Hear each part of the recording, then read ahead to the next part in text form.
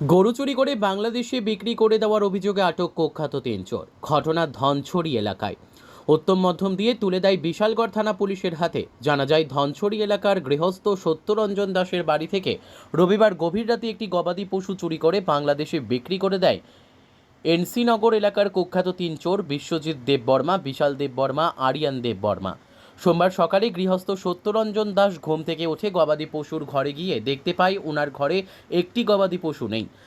চুরি করে নিয়ে যায় চোরের দল। সত্যরঞ্জন দাসের বাড়িতে গবাদি পশুর চুরির ঘটনার ছড়িয়ে পড়তেই এলাকায় হঠাৎ করে এক ব্যক্তি জানান, রবিবার গভীর রাতে বিশাল দেববর্মা, বিশ্বজিৎ দেববর্মা, আরিয়ান দেববর্মা নামের তিন যুবক এলাকা দিয়ে রাতে চলাফেরা করছিলেন। এমনকি এলাকার কোনো এক ব্যক্তিকে দেখতে পেয়ে এই তিনজন পালিয়ে যায়। সোমবার দুপুরে এলাকাবাসী এই তিন কুখ্যাত চোরকে আটক করে এবং উত্তম মধ্যম দেয়। এলাকাবাসীর গণপ্রহারে তিন কুখ্যাত চোর চুরির ঘটনা স্বীকার করেন।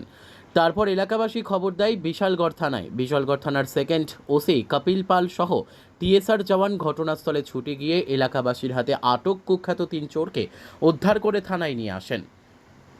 এদিকে জানা যায়, প্রতিনিয়ত এলাকায় অনেক বাড়িতে চুরির ঘটনার সঙ্গে এই কুখ্যাত তিন চোরকে আটক করে পুলিশকে যেন খবর দেয়। সে মোতাবেক এলাকাবাসী তিন কুখ্যাত চোরকে আটক করে পুলিশের হাতে তুলে দেয়। কিন্তু গৃহস্থের অভিযোগ, পুলিশ একবারও গৃহস্থের সেই গরুটি কিভাবে উদ্ধার হবে সে বিষয়ে একবারও কিছু জানায়নি।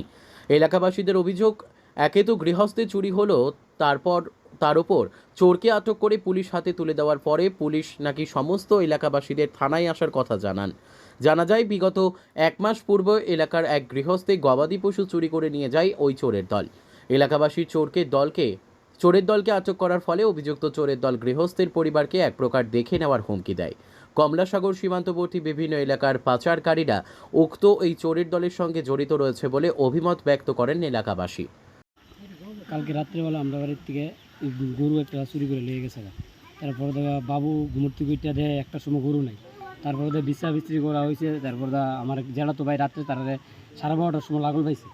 লাগল পাওয়ার পরে তারা গিয়া দূরত্বে দেখছে, তারা গিয়া পলাই গেছে। তারপর পরে গিয়া আবার দেখছে, দিকে গিয়া চেহারা দেখে চিনছে। চিনার পরে থেকে আয়া পড়ছে, ভাবছে না যেন আমার বাড়িতে গরু রাত্রে লিয়ে গেছে। তা সকালে তারা ফোন টোন করে বিশ্রা বিস্ত্রি করছি।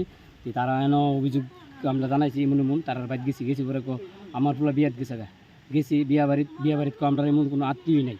তারপর এমনি শোনা শুনছি তারা গরু লইয়া কালকে রাত্রে বাংলাদেশ গেছে।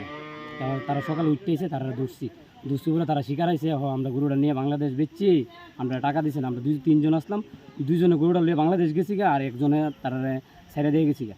তারপর সকালে তারা তিনজনের দূরে আনছি, আইনা আমরা তারা জিজ্ঞাসা করছি, আমরা এলাকাবাসী মিললাম। তারপর দুইটা জিজ্ঞাসাবাদি করার পরে তারা করছে, থানায় আইছে। থানায় আমরা কিচ্ছু জিজ্ঞাসা না, তারা লইয়া গেছে গা। এর মধ্যে যে আমার গরুটা চুরি হয়েছে, গৃহস্থর বাড়িতে আইব এটাও না। তারপর আমরা এত এলাকাবাসী সবাই মিললা করলাম, আবার এলাকাবাসী সবাই কইয়া যা আমরা থানাত গিয়া যোগাযোগ করতাম। তা আমরা কি অনেক গরু চুরি নিল, আমরা চুরি ধরে আনলাম। তারপর তারা আবার আমরা হ্যারাসমেন্ট করে গেল। তারপর আবার তারা হুমকি দিছে, তোরা বাঙালি সব কাটলাম আয়া লই। মানে কে কইছে? যারা চুরি করছে তারা কইছে। মানে পুলিশের সামনে কইছে? পুলিশের সামনে কইছে না, মোবাইলে কইছে।